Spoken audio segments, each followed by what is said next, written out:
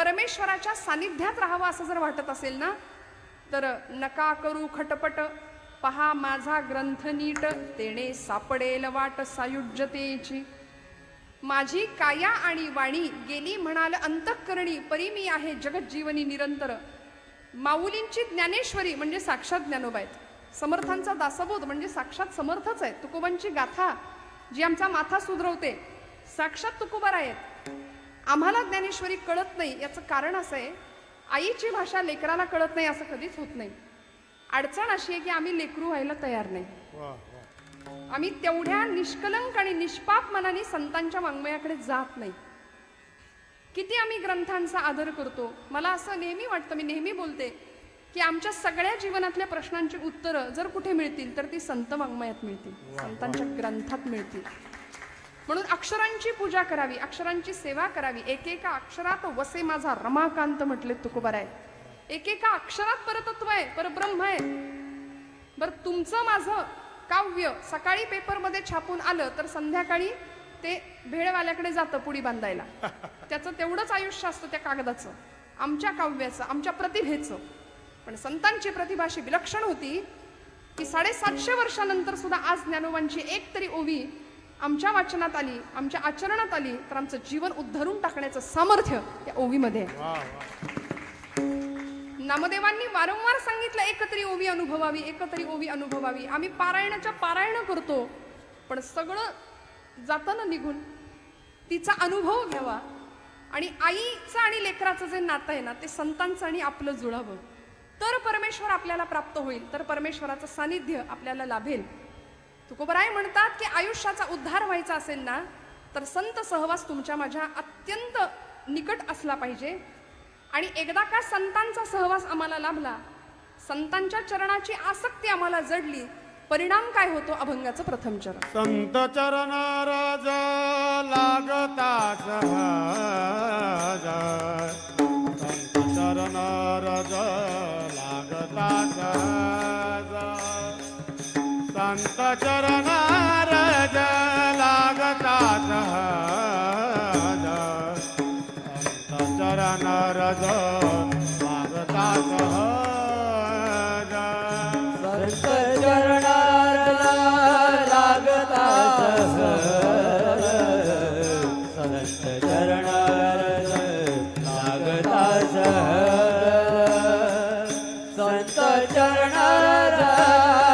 संत चरण लागता सहज, संत चरण लागता सहज, संत चरण रज लागता सहज,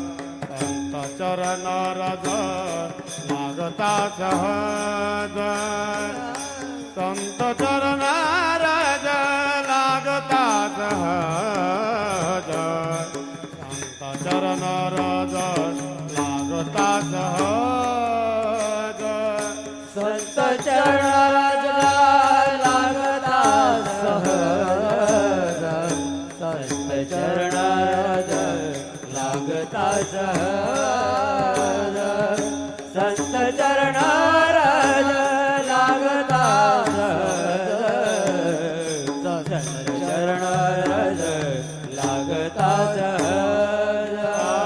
वासनेचे बीज जळून जाये,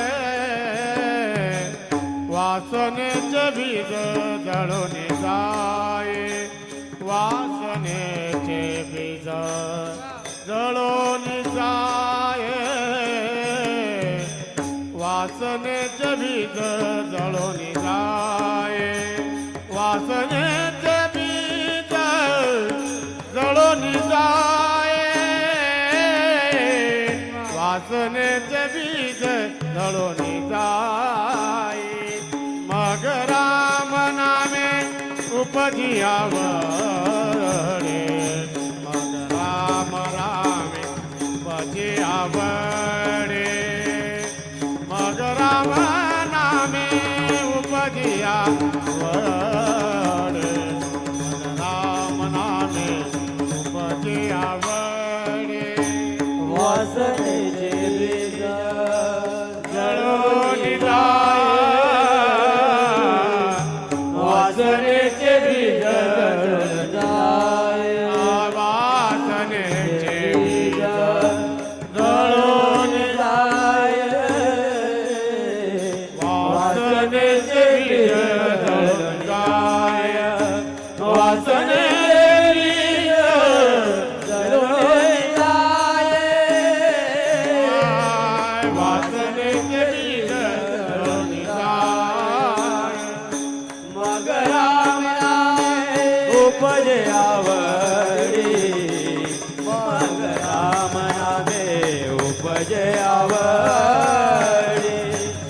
राम नामे उपजे आवडी मग राम नामे उपजे आवडी संत चरण रज लागता सहज संत चरण रज लागता सहज संत चरण लागता सहज संत चरण लागता सहज वासने के बीज जळो निजाये वासने के बीज जळो निजाये मग राम नामे उपजे मग राम नामे उपजे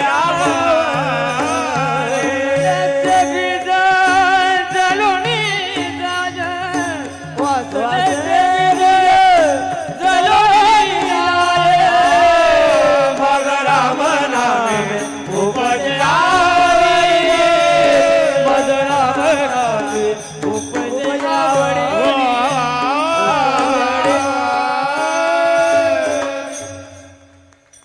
वाजवा वाजवा काटकसर करताय का छान होती की नाही चाल संत चरण रज लागता सहज वासनेचे बीज जळोनी जाय तुकोबरायांनी संतांच्या चरणाची रज या शब्दाचा अर्थ आहे धूळ तसाच रज या शब्दाचा अर्थ आहे आसक्ती संत चरणांची धूळ आणि संत चरणांची आसक्ती आम्हाला जर असेल लागली तर परिणाम काय होतो वासनेचे बीज जळोनी जाय कारण मनुष्याचा जन्म हा जन्म घेणे लागे वासनेच्या संगे यातूनच पुन्हा पुन्हा पुन्हा पुन्हा आम्ही जन्म घेतो ना काहीतरी वासना शिल्लक राहते म्हणून जन्म घ्यावा लागतो आणि या चक्रात आम्ही फसतो मग संतांच्या चरणाची धूळ जरी मस्तकाला लागली तरी तुकोबरायांचं म्हणणं आहे वासनेचं बीज समूळ नष्ट होतं नष्ट नाही जळून जातं म्हणाले आणि अग्नीची ही ताकद आहे की या जगातली कुठलीही गोष्ट अग्नी भक्ष करतो अग्नी हा एकमेव असा भगवंत आहे की सगळं संपतं अग्नीमध्ये हो ना मग आमचं बीज सुद्धा वासनेचं बीज सुद्धा जाळून टाकण्याचं सामर्थ्य अग्नी या अग्नीमध्ये कुठला अग्नी संतांचं जीवन हे वैराग्याचं प्रतीक आहे आणि वैराग्य हे अग्नीसारखं असतं धगधगतं त्यामुळे संतांच्या सानिध्यात संतांच्या वैराग्याचा जरी आम्हाला तो चटका लागला ना तरी सुद्धा त्या चटक्याने आमच्या ठिकाणच्या समूळ वासना नष्ट होतात एक निरोगी मनुष्य दिवसभरामध्ये जेवढ्या वेळा श्वासोश्वास करतो की नाही तेवढ्या वेळा त्याच्या प्रत्येक श्वासाबरोबर वासना निर्मिती होत असते आपल्याकडे शास्त्रकार सांगतात सात्विक वासना आहेत राजस वासना आहेत आणि तामस वासना आहेत त्यामुळे या सगळ्या वासना नष्ट करण्याचं सामर्थ्य हे फक्त संतांच्या सहवासात आहे मी म्हटलं तुकोबराय सांगतायत आपल्याला संत चरण रज लागता सहज सहज जरी संतांची धूळ मस्तकाला लागली किंवा संतांच्या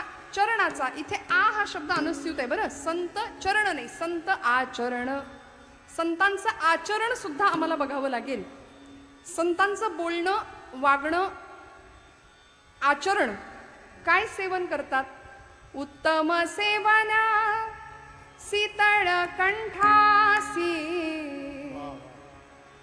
उत्तम सेवना शीतळ कंठासी पुष्टिकांती तैसी दिसेवरी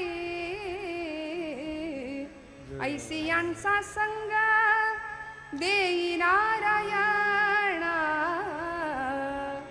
काय आचरण आहे काय व्यवहार आहे उत्तम सेवन शीतळ कंठासे पुष्टकांती तैसी दिसेवरी संत ओळखायचे कसे हो समाजामध्ये आज अशी काही मंडळी आहेत की अगदी भगव्या कपड्यातच असली पाहिजेत असं नाही काही सफारीमध्ये सुद्धा फिरणारी सफारी घालणारी असतात सहज गेल्यानंतर सुद्धा एखाद्याच्या अस्तित्वाचा एखाद्याचा एक मराठीमध्ये बोलायचं तर ऑरा असतो बघा प्रत्येकाच्या व्यक्तिमत्वाची एक आभा असते एखाद्याच्या सहवासात गेल्यानंतर छान वाटतं प्रसन्न वाटतं काही माणसांच्या सहवासात गेल्यावर नको नकोसं होतं हा विषय वेगळा आहे सकाळी उठल्याबरोबर अशी काही मंडळी समोर आली की आपल्याला वाटतं आज दिवस खराब जाणार आपला अनुभव आहे प्रत्येकाचा पण काही एखाद्याचा चेहरा समोर दिसला तर असं वाटतं अरे आज दिन बन गया, आज जमणार, आज दिवस छान जाणार आपला. मला असं वाटतं सज्जनतेच्या कसोटीवर जर उतरायचं असेल ना, तर आम्हाला संतांनी सुद्धा काही लक्षणं दिली आहेत. कसं ओळखायचं? ज्यांच्या चरणाशी जायचंय, ज्यांच्या चरणाची धूळ मस्तकाला लावायची, किंवा ज्यांच्या चरणाविषयी आसक्ती, रज या शब्दाचे मी दोन अर्थ सांगितले, एक रज धूळ आणि दुसरा शब्द आहे आसक्ती. त्या चरणांची, त्या आचरणाची आसक्ती आम्हाला लागावी याकरता आधी संत कोण ओळखावं लागतील, ओळखावे लागेल ना, संतांना ओळखावं लागेल. मग शास्त्रकारांनी आम्हाला काही क्रायटेरिया दिलाय. आता ज्ञानोबांपासून तुकोबरायांपर्यंत, निळोबरायांपर्यंत, समर्थ रामदास स्वामी, अलीकडच्या काळातले वासुदेवानंद सरस्वती टेंबे स्वामी महाराज, दत्त संप्रदायातले पंत महाराज बाळेकुंद्रीकर असतील, आमच्या गोंदवल्याचे ब्रह्मचैतन्य गोंदवलेकर महाराज असतील, परमपूज्य गुरुदेवता बेळगाव निवासी संतश्रेष्ठ श्री कलावती देवी असतील, अनेक संत आजपर्यंत होऊन गेले. आजपर्यंत अलीकडच्या काळापर्यंत स्वामी समर्थ असतील अक्कलकोटचे, असंख्य संत मांदियाळी. पण आपल्याला परंपरा आठवते ज्ञानोबांपासून, भागवत धर्म मंदिराच्या रचनेचा पाया घातलेले संतश्रेष्ठ ज्ञानोबा, तिथून ती परंपरा सुरू होते. मग या सगळ्या संतांच्या मांदियाळीमध्ये आताचे संत बसतात का? कारण कलियुगाचा प्रताप इतका भीषण आहे, इतका महान आहे.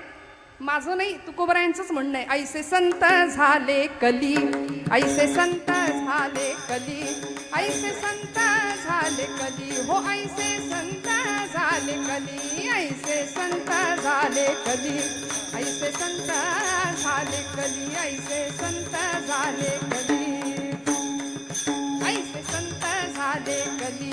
हाती तमाखूची नळी, हाती तमाखूची नळी, हाती तमाखूची नळी, हाती तमाखूची नळी, ऐसे संत झाले मुली, ऐसे संत झाले मुली, ऐसे संत झाले मुली, ऐसे संत झाले मुली. भांग भुरका हे साधन, गाथेतले शब्द आहेत महाराजांचे. पचनी पडे मद्यपान, ऐसे संत झाले कली. आता या चाली बघा, ते कसं त्यांचं चालूच आहे की नाही. या चाली आल्या की हात थांबत नाही, आपल्या माना डोलायच्या राहत नाहीत. कारण ही चाल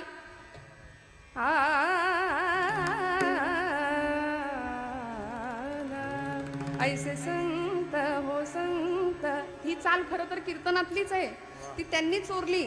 आपल्याला वाटतं आपण त्यांचं चोरतोय की काय, तसं नाहीये. ते मूळ त्या चाली सगळ्या आपल्याच आहेत. मग असे संत जर समाजामध्ये असतील तर ते ओळखायचे कसे?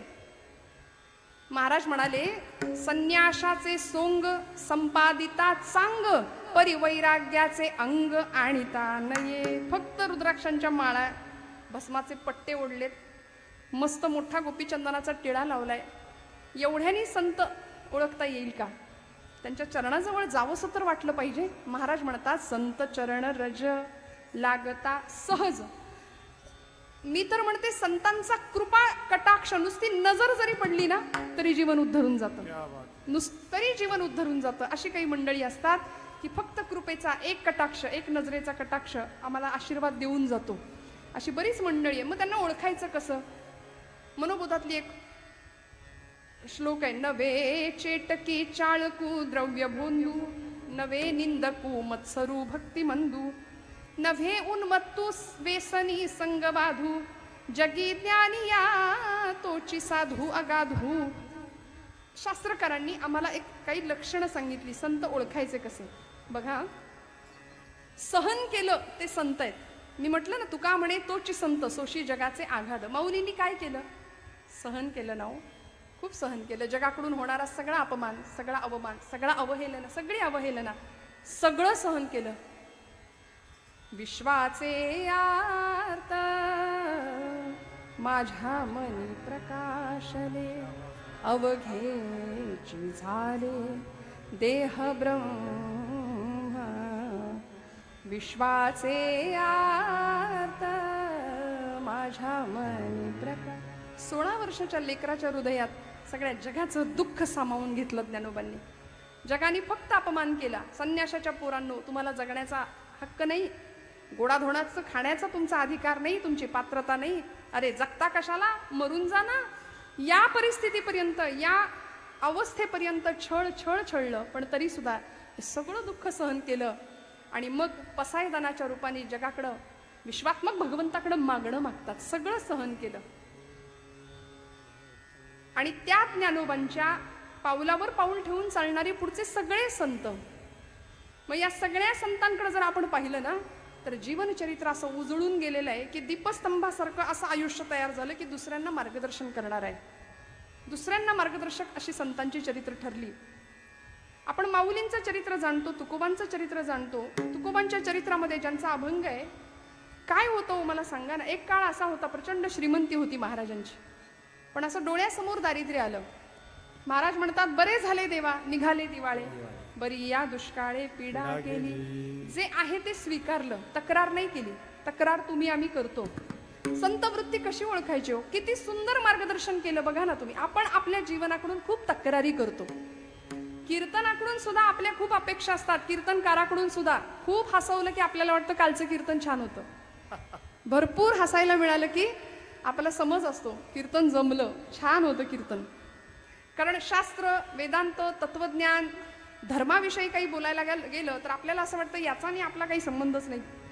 लोकांना असं वाटतं हे असं म्हणणं म्हणजे सध्याच्या काळामध्ये ICU मध्ये असलेला पेशंट माझा आणि डॉक्टरचा काही संबंध नाही असं म्हणण्यासारखं आहे. विठ्ठल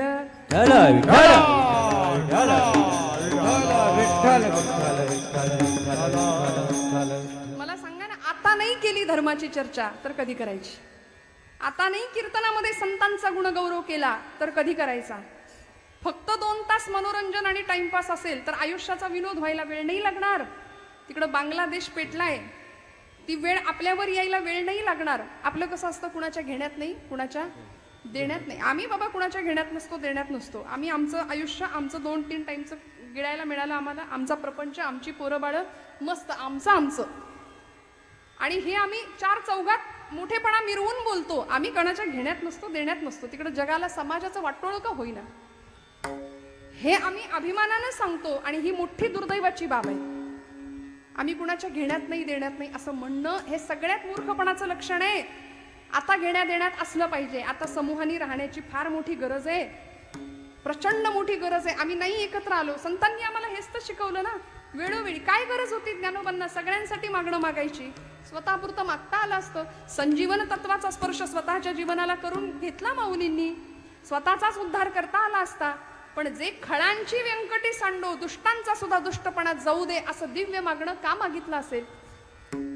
तुकोबरायांच्या आयुष्यामध्ये प्रचंड प्रतिकूलता होती प्रपंचाची, पण तरी सुद्धा परमेश्वराचं भजन केलं आणि जगाला उत्तम असा मुक्तीचा मार्ग महाराजांनी सुद्धा आम्हाला दाखवून दिला.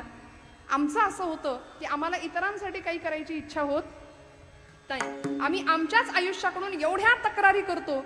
मला कधी कधी असं वाटतं आपण जर खूप तक्रारी करायला गेलो ना, आमची तरुण मंडळी त्यामध्ये जास्त अव्वल असतात. जुनी माणसं तरी तडजोड करत जगली बरं का. इथे असलेल्या माता भगिनी, आमच्या मावश्या काकी असतील, सगळ्या आज्या असतील, इकडे असलेली बुजुर्ग मंडळी, आपण तडजोड केली आयुष्यामध्ये.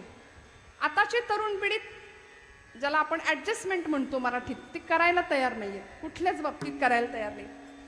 जर आयुष्याबद्दल स्वतःची तक्रार वाटू लागली ना तर मला असं वाटतं कधीतरी अशा एखाद्या इसमानी लवकर उठावं, एखाद्या दिवशी लवकर उठावं.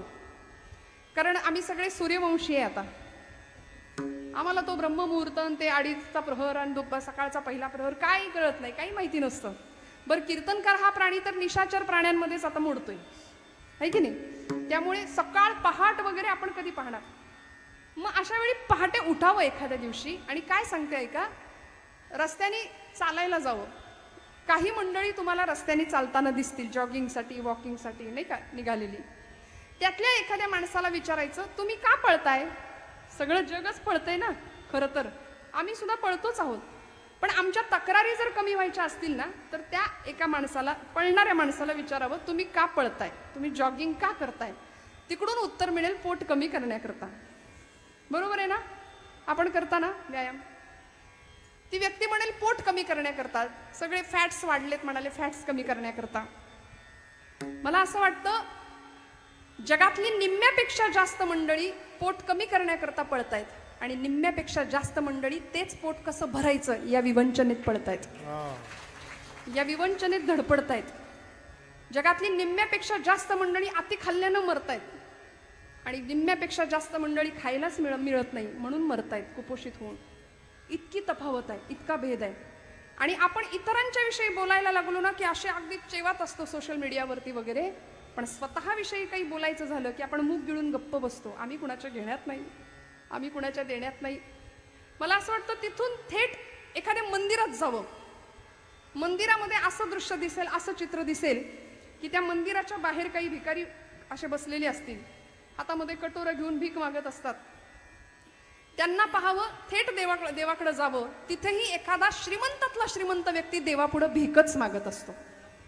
आम्ही मागतोच ना, कायम पदरच पसरत असतो. तिथून थेट एखाद्या हॉस्पिटलमध्ये जायचं. त्या हॉस्पिटलच्या समोरच्या त्या जागेमध्ये, पॅसेजमध्ये काही मंडळी त्यामध्ये श्रीमंत असतात, गरीब असतात, त्यांचे नातेवाईक तिकडे ICU मध्ये असतात, वॉर्डमध्ये असतात, दुःखी असतात, सगळे विमनस्क आणि खिन्न चेहऱ्याने बसलेले असतात. एखाद्या अपंगाकडे बघायचं आणि मग आपल्याला कळेल की परमेश्वराने आपल्याला किती दिलंय. मग तक्रार नाही उरणार जीवनाची, अजिबात नाही तक्रार उरणार. जॉर्ज वॉशिंग्टन असं म्हणायचे, माझ्या लहानपणी प्रचंड गरिबी होती, अमेरिकेचे राष्ट्राध्यक्ष झाले ते, पण माझ्या गरिबीमुळे माझ्या पायात घालायला बूट नव्हते, माझ्या पायात घालायला बूट नव्हते म्हणून मी सतत तक्रार करायचो, वाईट वाटायचं मला. पण ज्या दिवशी माझ्या पायात घालायला बूट नाहीत हे दुःख माझं कमी झालं, ज्या दिवशी मी पायच नसलेला माणूस पाहिला.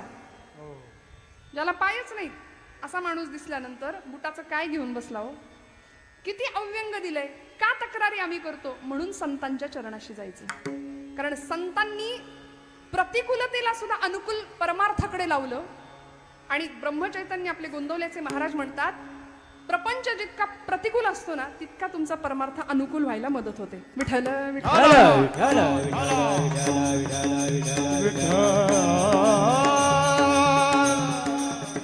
म्हणून प्रपंचातली प्रतिकूलता परमार्थाची अनुकूलता ठरत असते. कारण वेदना भगवंताकडे जास्त लवकर नेते, वेदना आम्हाला भगवंतापर्यंत नेते. म्हणून संतांच्या चरणाजवळ जायचं.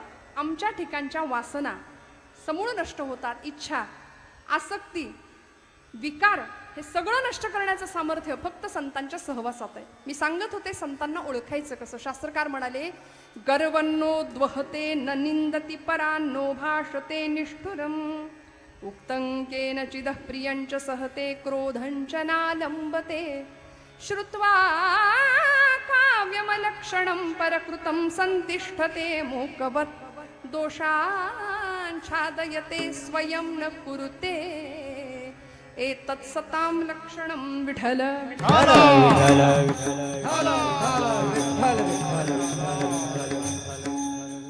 गर्वन्नो द्वहते. हा श्लोक कदाचित पूर्वी ऐकलाय की नाही तुम्ही मला माहिती नाही. पहिला नियम आणि पहिलं लक्षण सांगितलं, संत कधीच गर्व करत नाही. लक्षात ठेवायचं, ज्याच्याकडे अहंकार आहे, मी पण आहे ना, 4 फूट लांब राहायचं आपण त्याच्यापासून. करते पण जो स्वतःकडे घेतो ना त्या माणसाजवळ सुद्धा, वाऱ्याला सुद्धा थांबायचं नाही. गर्वन्नो द्वहते न निंदती परान. दुसऱ्याची निंदा ज्यांच्या चित्ताला शिवत नाही. दिवसभर बघा, आपण निरीक्षण करा. अख्खा दिवस आपण आपल्या वाणीने किती पाप करतो. आपण निरीक्षण, दुसऱ्याकडे कशाला बघायचं. आपण आपल्याकडे पाहूया. आणि दुर्दैव असं आहे की आपल्याला आपल्याकडे पाहायला वेळ नाहीये. मुरारी बापू म्हणतात, हम लोग इतने एंगेज हो गए हैं अभी, कभी खुद को फोन लगा के देखा है? एंगेज टोन सुनाई देगा म्हणाले. केलंय का आपण कधी असं? आपलाच फोन घ्यायचा, आपलाच नंबर आपल्याच फोनवरनं डाईल करायचा. करून बघा आज काय होतंय. एंगेज टोन सुनाई देगी. अभी इस समय सभी लाईन व्यस्त है असं उत्तर येईल आपल्याला. कारण आम्ही आपल्या आतमध्ये बघायला तयार नाही, आम्ही आत डोकवायला तयार नाही. स्वतःचा श्वास सुद्धा आम्ही ऐकत नाही शांतपणे. बघा तुम्ही, इतके धावतोय अखंड दुसऱ्यांची निंदा करण्यामध्ये. पारावर बसून हातामध्ये पत्ते. आणि या जगामध्ये क्रांती झाली पाहिजे, याचं काही खरं नाही, त्याचं काही खरं नाही. मग राजकारण असू दे, तिकडं खेळ असू दे, धर्मकारण असू दे, यावर आम्ही गप्पा भरपूर मारू, पण व्यक्तिगत पातळीवर स्वतः काय करतोय याचा विचार आम्ही नाही करत. न निंदती परान. दुसऱ्याची निंदा नाही करणं. म्हणून ती निंदा आमच्याकडून होता कामा नाहीये. ती होते म्हणून तर ती धुवून काढण्याचं काम, आमची जीभ आमची वाणी धुवून काढण्याचं काम नाम करतं. हरिनाम प्रक्षाळी जिव्हे ते, जीभ धुवून काढण्याचं काम काय करतं? नाम करतं. बरं, म्हणून संतांनी नाम दिलं आम्हाला. न निंदती परा नो भाषते निष्ठुरम. नो भाषते, कधीच कुठल्याच प्रकारची उग्र भाषा संतांच्या मुखात नसते. मग भगवी कपडे असलीच पाहिजेत असं काही नाही. बघा, साधी आमच्या आजूबाजूला सुद्धा अशी माणसं असतात, कधी कुणाला लागेल टोचेल असं बोलत नाही. आपण बघा ना, दुसऱ्याच्या हृदयाला घरं पडतील अशी काही काहींची वाक्य आणि बोलणं असतं की नाही? बर, शब्दांनी झालेली जखम फार भयानक असते. शस्त्राची जखम भरून निघते श्रोते हो, पण शब्दांनी झालेला व्रण आयुष्यभर माणसाच्या लक्षात राहतो आणि आम्ही तो ठेवतो. सोडून द्यायला शिकलं पाहिजे की नाही?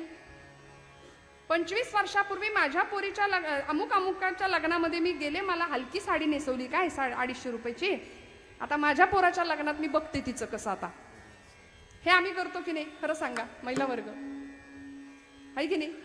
मग आम्ही किती दिवसांचा वाद, किती दिवसांचा भेद आणि मत्सर, हे सगळे विकार जपून ठेवतो, जपून. खरं तर यांना हाकलून दिलं पाहिजे वेळच्या वेळी. न निंदती परा नो भाषते निष्ठुरम. कधीच कठोर भाषा नाही. कसं बोलायचं? संतांनी आम्हाला शिकवलंय. बोलू ऐसे बोल, बोले बोलू ऐसे बोले, बोलो ऐसे बोल, बोल बोलो ऐसे बोल, बोले बोलू ऐसे बोले, बोले बोलू ऐसे बोले. बोलो ऐसे बोल, बोल बोलो ऐसे बोल. जेणे बोले विठ्ठल डोले, हा जेणे बोले विठ्ठल डोले, जेणे बोले विठ्ठल डोले, जेणे बोले विठ्ठल डोले. हो प्रेम सर्वांगाचे ठाई, ठाई प्रेम सर्वांगाचे ठाई. विठ्ठल विठ्ठल होय, विठ्ठल होय. प्रेम सर्वांगाचे ठाई, ठाई प्रेम सर्वांगाचे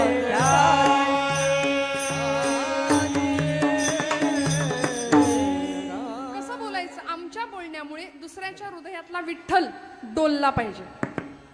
आता कसं बोलायचं बघा, जमेल का हो? दुसऱ्याच्या हृदयातला विठ्ठल डोलला पाहिजे असं आमचं बोलणं जमेल का आम्हाला?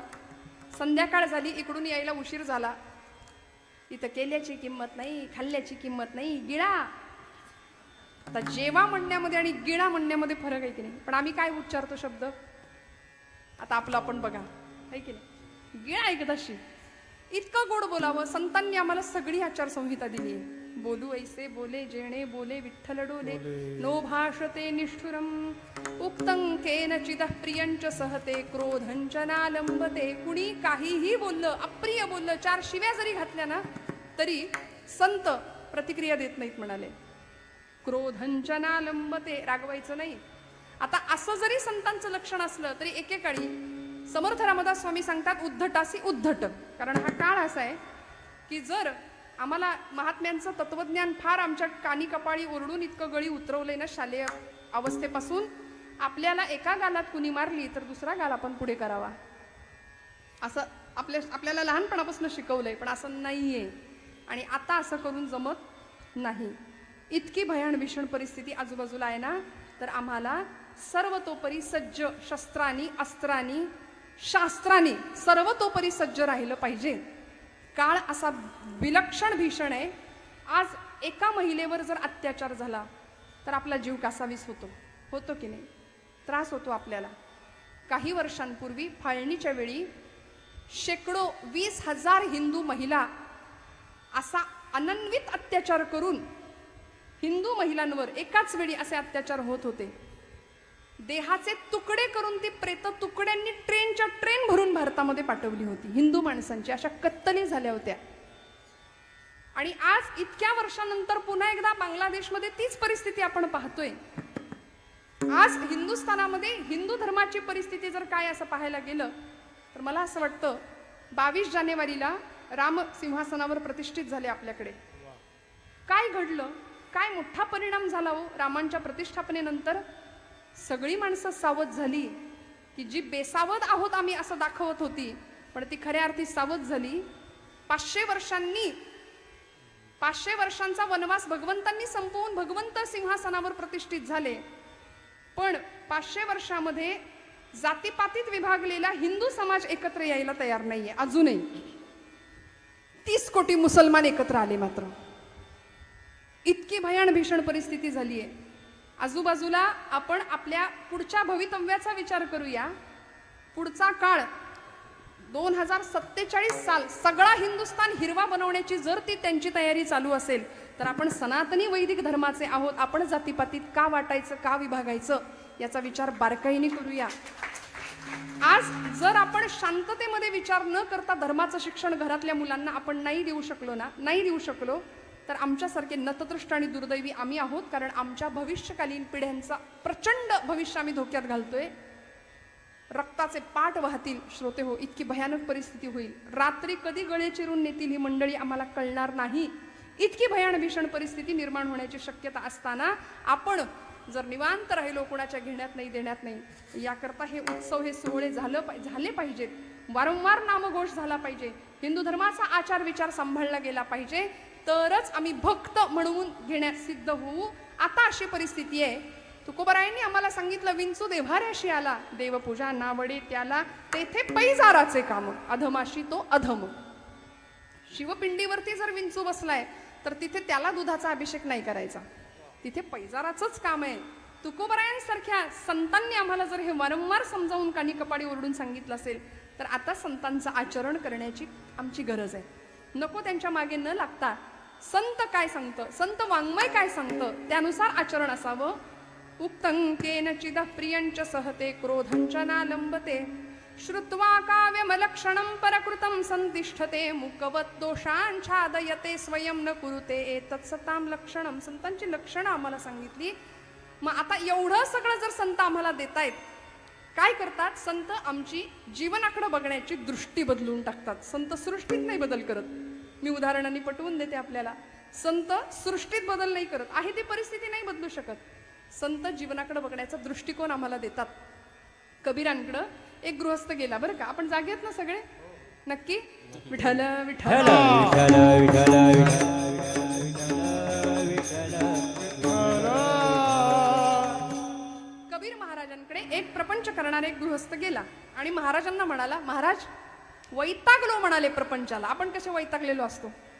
कायम कपाळावर आठे असतात की नाही आपल्या? हो म्हणताय तुम्ही? कायम वैतागलेले. मी म्हणते कधी कधी कपड्याला इस्त्री असते इथपर्यंत ठीक आहे, चेहऱ्याला पण इस्त्री करून लोक बसतात. अजिबात असे गंभीर, म्हणजे आम्ही हसलो तर आध्यात्मिक ठरणार नाही की काय बहुतेक, असं फार सिरियस आम्ही राहतो. नकारात्मक जीवन बनवून जातं.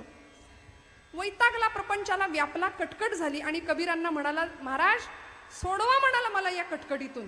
महाराज म्हणाले, नेमकं काय झालंय? म्हणाले, सासूबाई घरी येऊन बसल्यात. सासू घरी आली, महिना झालं जायचं नाव घेत नाही, नुसती बडबड बडबड, दिवसभर वैताग आणलाय म्हणे, काय करू? कबीर महाराज म्हणाले, सांगेन ते करशील? हो, तुम्ही सांगा तर खरं. महाराज म्हणाले, तुझ्या सासरी अजून कोण कोण असतं? तो म्हणाला, आहेत ना सगळे, सासरे आहेत, मेवणा आहे, मेवणी आहे. मेवण्याला आपल्याकडे साला म्हणतात हिंदीमध्ये नाही का, तर तो आहे, मेवणी आहे, सगळे आहेत म्हणाले. मग त्या सगळ्यांना घेऊन ये म्हणाले. कबीर महाराजांनी त्याला उपाय सांगितला, सासऱ्यांना घेऊन ये, मेवणा मेवणीला घेऊन ये. तो गेला आणि त्या सगळ्यांना आणलं आपल्या घरी. एक 4-8 दिवस निघून गेले आणि परत महाराजांकडे आला. म्हणाला, महाराज काय उपाय सांगितला? अजूनच कटकट वाढली ना. सासूच्या कटकटीला वैतागलो होतो म्हणून तुमच्याकडे आलो, व्याप झाला होता, ती बडबड सहन होईना, आता अजून गोंधळ वाढला घरात, सोडवा म्हणाले या संकटातून. महाराज म्हणाले, सांगतो, अजून एक उपाय सांगतो. तुझ्या सासरी गोठा आहे का रे? तो म्हणला, आहे.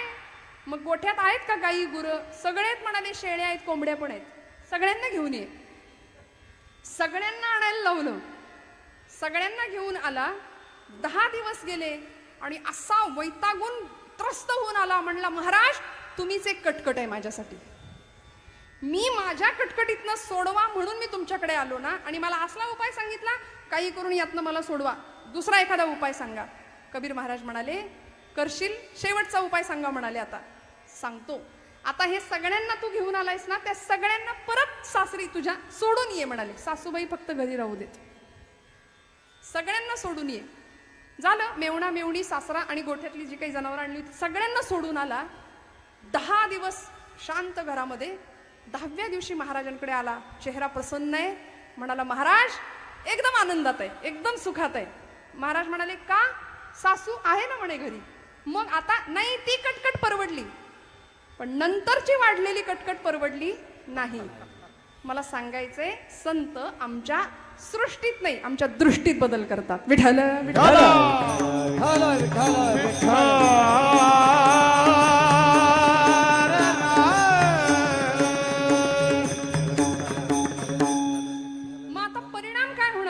वासना संपून जाणार आहे ना, इच्छा संपून जाणार आहे, जीवनातला नकार संपून जाणार आहे. आशा आणि तृष्णा या 2 गोष्टी अशा आहेत, अहंता आणि ममता या 2 गोष्टी अशा आहेत की जीवन सुखाने जगू देत नाहीत.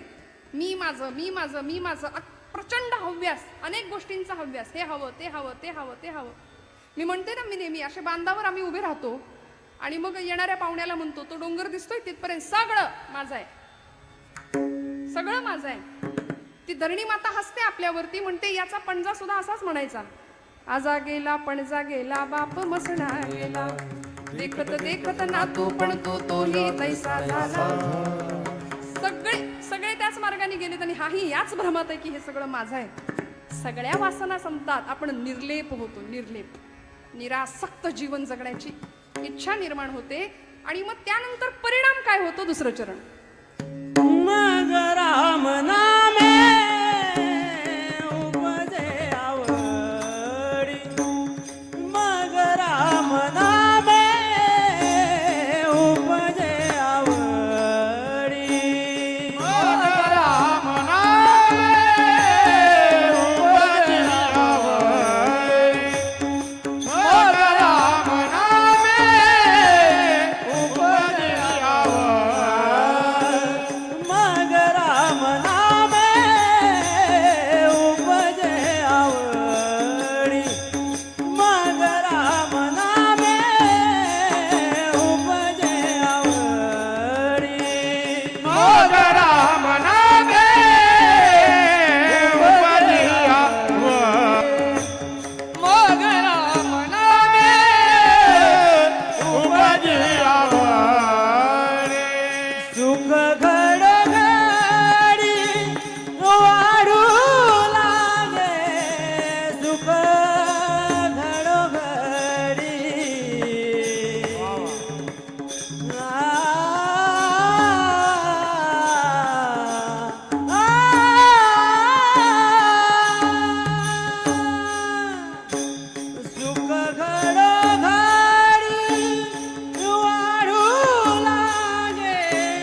मग राम नामे उपजे आवडी, मग राम नामे उपजे आवडी, मग राम नामे उपजे आवडी, सुख घडघडी वाढू लागे, सुख घडघडी वाढू लागे. मग राम नामे उपजे आवडी, सुख घडोघडी वाढू लागे, सुख घडोघडी वाढू लागे, वाढू लागे. प्रत्येक क्षण भगवन नामामध्ये वेचला जातो. हा परिणाम आहे संतांच्या संगतीचा, संतांच्या सहवासाचा. जीवनमुक्त अवस्थेला आम्ही पोहोचतो. सत्संगत्वे निस्संगत्वम, निस्संगत्वे निर्मोहित्वम, निर्मोहित्वे निश्चलत्वम, निश्चलत्वे जीवनमुक्ती. ही काय अवस्था प्राप्त होते हो? अहम निर्विकल्पो निराकार रूपो विभुर्व्याप्य सर्वत्र सर्वेंद्रियाणि सदा मे समत्वं न मुक्तिर्न बन्ध चिदानन्दरूप शिवोऽहं शिवोऽहं न पुण्यं न पापं न सौख्यं न दुःखम् अहं नैव न भोज्यं न भोक्ता चिदानन्दरूप शिवोऽहं शिवोऽहं न मे मृत्युशङ्का न मे जातिभेद पिता नैव मे नैव माता न जन्म न बन्धुर्न मित्रं गुरुर्नैव शिष्य चिदानन्दरूप शिवोऽहं शिवोऽहं. या अवस्थेला संत आम्हाला पोहोचवतात. आपणासारिखे करीती तात्काळ नाही काळवेळ तया लागी. मग नामाचा महिमा त्यांना कळाला, तो तुम्हाला मला पटवून सांगतात. परिणाम काय होतो? मग रामनामी उपजे आवडी. आवड उपजावी, उपज होते आवडीची. आत्ता आम्ही भक्ती करतो असं नाहीये, भक्ती करत नाही असं नाही, करतो पण आवडीने करत नाही ना. भगवंताच्या नामाबद्दल आमच्या अंतःकरणामध्ये आवड उपजली पाहिजे आणि ती संतांच्या सहवासाने होते. आवडीने भावे हरिनाम घेसी परिणाम तुझी चिंता त्यासी सर्व आहे नाथ बाबा म्हणाले ना आम्हाला हरिपटात त्यांच्या. त्यामुळे आवड भगवंताच्या नामाविषयी. मग ते नाम एकदा अंगात असं मुरलं ना की परिणाम काय होतो? परेहुनी परते घर तेथे राहून निरंतर. वैखरी वाणीचे 4 प्रकार आहेत, परा, पश्चती, मध्यमा आणि वैखरी. वैखरीने घेतलेलं नाम, मग ते विठ्ठलाचं असू दे, ते रामाचं असू दे, आपली उपास्य देवता कुठलीही असू दे, ते नाम झिरपत झिरपत झिरपत झिरपत जातं परावाणीपर्यंत. जसं झाडाच्या आपण खोडाजवळ पाणी घालतो तर ते पाणी झिरपत झिरपत मुळापर्यंत जातं आणि मग शाखा विस्तार होतो, मग फुलाफळांचा विस्तार होतो. तसं परावाणीने घेतलेलं नाम भगवंताला इतकं आवडतं की नामदेव महाराज म्हणतात, सर्व सत्ता आली हाता नामयाचा खेचर दाता. भगवंत आपली सत्ता भक्ताच्या स्वाधीन करतो. जनाबाईंनी इतकं नाम घेतलं की ते जातं सुद्धा नाम घ्यायला लागलं. सुंदर माझं जात ग बाई राम नाम गात ग, सुंदर माझं जात ग बाई राम नाम गात ग. सुंदर माझं जात